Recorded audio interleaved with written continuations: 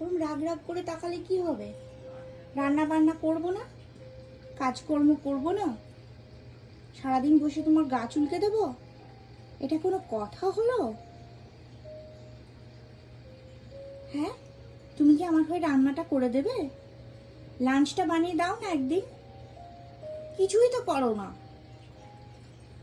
24 ঘন্টার মধ্যে 16 ঘন্টা তো শুধু ঘুমিয়েই কেটে যায়। তারপরে আবার সেবাও নিতে হবে, চোখ বুজে আসছে। আর মারামারিও করতে হবে এটার সাথে।